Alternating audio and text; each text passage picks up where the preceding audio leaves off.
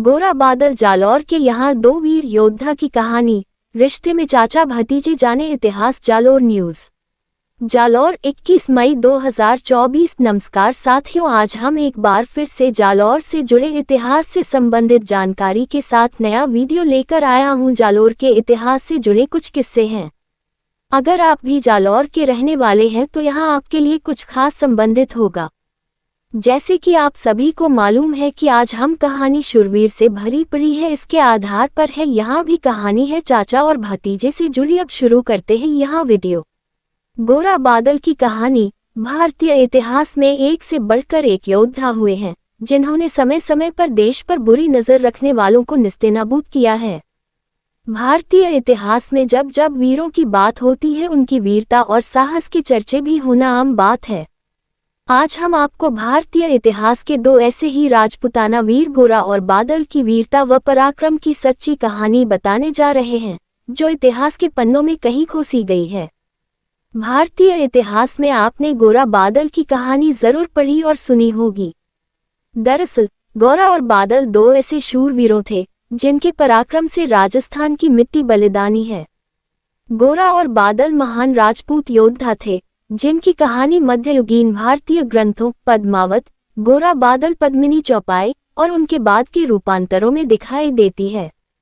ये दोनों राजपूत योद्धा चित्तौड़ के राजा रतन सिंह की सेना के अभिन्न अंग हुआ करते थे। गोरा और बादल रिश्ते में चाचा भतीजे लगते थे, जो जालौर के चौहान वंश से संबंध रखते थे। मेवाड़ की धरती की गौरव गाथा गोरा और बादल जैसे वीरों के नाम के बिना अधूरी है। आज भी मेवाड़ की माटी में आज भी इनके रक्त की लालिमा झलकती है। वीरता और शौर्य की अद्भुत कहानी, जिन्होंने अपनी वीरता से खिलजी को उसकी औकात दिखाई थी। जब जब भारत के इतिहास की बात होती है, तब तब राजपुताना के वीरों के लड़े युद्ध और उनकी वीरता के चर्चे आम होते हैं। आज हम आपको भारत के ऐसे ही दो वीर गोरा बादल की वीरता और पराक्रम की सच्ची कथा बताने जा रहे हैं, जो हम सबके लिए प्रेरणा प्रदान करने वाली है। इतिहास को छूकर आने वाली हवा में एक बार सांस लेकर देखिए। उस हवा में घुली वीरता की महक से आपका सीना गौरवान्वित हो उठेगा। भले ही हम में से कई लोग अपने देश की माटी में सने अपने पूर्वजों के लहू की गंध न ले पाए हों, किंतु इतिहास ने आज भी भारत माँ के उन सपूतों की वीर गाथाओं को अपने सीने में सहेज कर रखा है। इन्हीं शूरवीरों की वजह से ही हमारी आन बान और शान आज तक बरकरार है। ध्यान देने वाली बात यह है कि यह गौरव किसी धर्म विशेष या जाति विशेष का नहीं, अपितु ये गौरव है हम संपूर्ण भारतवासियों का। गोरा और बादल ऐसे ही दो शूरवीरों के नाम हैं जिनके पराक्रम से राजस्थान की मिट्टी बलिदानी है। जीवन परिचय और इतिहास। गोरा और बादल दोनों चाचा भतीजे जालौर के चौहान वंश से संबंध रखते थे। मेवाड़ की धरती की गौरव गाथा गोरा और बादल जैसे वीरों के नाम के बिना अधूरी है। हम में से बहुत से लोग होंगे जिन्होंने इन शूरवीरों का नाम तक न सुना होगा, मगर मेवाड़ की माटी में आज भी इनके रक्त की लालिमा झलकती है। मोहनोग नैन्सी के प्रसिद्ध काव्य मारवाड़ परगना री विगत में इन दो वीरों के बारे पुख्ता जानकारी मिलती है। इस काव्य की माने तो रिश्ते में चाचा और भतीजा लगने वाले ये दो वीर जालौर के चौहान वंश से संबंध रखते थे, जो रानी पद्मिनी की विवाह के बाद चित्तौड़ के राजा रतन सिंह के राज्य का हिस्सा बन गए थे। ये दोनों इतने पराक्रमी थे कि दुश्मन उनके नाम से ही कांपते थे। कहा जाता है कि एक तरफ जहां चाचा गोरा दुश्मनों के लिए काल के सामान थे, वहीं दूसरी तरफ उनका भतीजा बादल दुश्मनों के संहार के आगे मृत्यु तक को शून्य समझता था।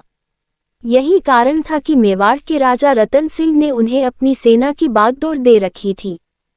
राणा रतन सिंह को खिलजी की कैद से छुड़ाना। खिलजी की नज़र मेवाड़ की राज्य पर थी, लेकिन वह युद्ध में राजपूतों को नहीं हरा सका, तो उसने कूटनीतिक चाल चली। मित्रता का बहाना बनाकर रावल रतन सिंह को मिलने के लिए बुलाया और धोखे से उनको बंदी बना लिया और वहीं से संदेश भिजवाया कि रावल को तभी आज़ाद किया जाएगा जब रानी पद्मिनी उसके पास भेजी जाएगी। इस तरह के धोखे और संदेश के बाद राजपूत क्रोधित हो उठे, लेकिन रानी पद्मिनी ने धीरज व चतुराई से काम लेने का आग्रह किया। रानी ने गोरा बादल से मिलकर अलाउद्दीन को उसी तरह जवाब देने की रणनीति अपनाई जैसा अलाउद्दीन ने किया था। रणनीति के तहत खिलजी को संदेश भिजवाया गया कि रानी आने को तैयार है, पर उसकी दासियां भी साथ आएगी। खिलजी सुनकर आनंदित हो गया। रानी पद्मिनी की पालकियां आई, पर उनमें रानी की जगह वेश बदलकर गोरा बैठा था। दासियों की जगह पालकियों में चुने हुए वीर राजपूत थे। खिलजी के पास सूचना भिजवाई गई कि रानी पहले रावल रत्न सिंह से मिलेंगी। खिलजी ने बेफिक्र होकर अनुमति दे दी। रानी की पालकी जिसमें गोरा बैठा था, रावल रत्न सिंह के तंबू में भेजी गई। गोरा एक सच्चे राजपूत थे और राजपूत महिलाओं को नहीं मारते, इसलिए उन्होंने महिला पर हाथ नहीं उठाया और खिलजी बच गया। परंतु उसी खिलजी के सेनापति ने धोखे से गोरा पर प्राणघातक वार किया। गोरा खिलजी की सेना का संहार कर ही रहे थे, तभी खिलजी के एक सेनापति ने पीछे से धोखे से आकर उनका सिर धड़ से अलग कर दिया। सिर कटने के पश्चात भी गोरा का धड़ खिलजी की सेना से लड़ता रहा और अंत में उन्होंने उस सेनापति जफर का सिर काटकर जमीन पर ला दिया और उसके बाद ही इस महान राजपूत योद्धा के प्राण निकले।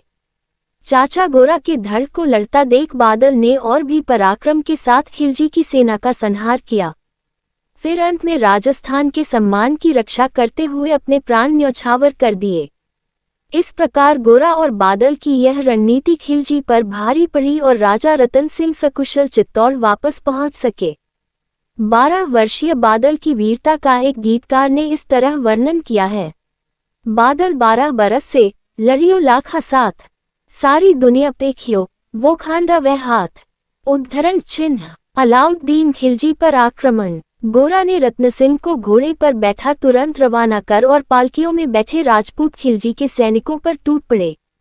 राजपूतों के इस अचानक हमले से खिलजी की सेना हक्की बक्की रह गई। वो कुछ समझ आती उससे पहले ही राजपूतों ने रतन सिंह को सुरक्षित अपने दुर्ग पहुंचा दिया। हर तरफ कोहराम मच गया था। गोरा और बादल काल की तरह दुश्मनों पर टूट पड़े थे और अंत में दोनों वीरों की भांति लड़ते हुए वीरगति को प्राप्त हुए। गोरा और बादल जैसे वीरों के कारण ही आज हमारा इतिहास गर्व से अभिभूत है। ऐसे वीर जिनके बलिदान पर हमारा सीना चौड़ा हो जाए, उन्हें कोटि कोटि नमन। मेवाड़ के इतिहास में दोनों वीरों की वीरता स्वर्ण अक्षरों में अंकित है। अलाउद्दीन खिलजी पर आक्रमण। रावल रतन सिंह से मिलते ही वीर योद्धा गोरा उन्हें घोड़े पर बिठाकर तुरंत वहां से रवाना हो गया, जबकि अन्य पालकियों में बैठे राजपूत योद्धा खिलजी के सैनिकों पर टूट पड़े। राजपूतों के इस अचानक हमले से खिलजी की सेना हक्की बक्की रह गई। इससे पहले खिलजी कुछ समझ पाता, राजपूतों ने रतन सिंह को सुरक्षित अपने दुर्ग तक पहुंचा दिया था। इस दौरान गोरा और बादल काल बनकर खिलजी की सेना पर टूट पड़े और अंत में दोनों वीरों की भांति लड़ते हुए वीरगति को प्राप्त हो गए। गौरतलब है कि अलाउद्दीन खिलजी ने बाद में चित्तौड़ पर हमला कर दिया था और राजा रावल रतन सिंह की हार होने पर रानी पद्मिनी ने अपनी अन्य रानियों के साथ जौहर कर लिया था। लेकिन कई इतिहासकारों का कहना है कि जौहर की ये कहानी गलत है और ऐसा कुछ नहीं हुआ था। इसे लेकर आज भी कई मतभेद हैं। बॉलीवुड निर्देशक संजय लीला भंसाली की फिल्म पद्मावत में भी गोरा और बादल के किरदार दिखाए गए थे। आज भी चित्तौड़गढ़ किले में गोरा बादल की याद में रानी पद्मिनी के महल के दक्षिण में गुंबद के आकार के 2 घर बनाए गए हैं, जिन्हें गोरा बादल नाम दिया गया है। गोरा और बादल की इस कहानी का गुणगान राजस्थान के उदयपुर के एकलिंगनाथ मंदिर में भी मिलता है। इन दोनों की कहानी उदयपुर में वॉल पेंटिंग के जरिए बताई गई है। ऐसी ही अनेक खबर देखने और सुनने के लिए जालोर न्यूज़ को ज़्यादा से ज़्यादा लाइक, शेयर, कमेंट और शेयर जरूर करें। धन्यवाद।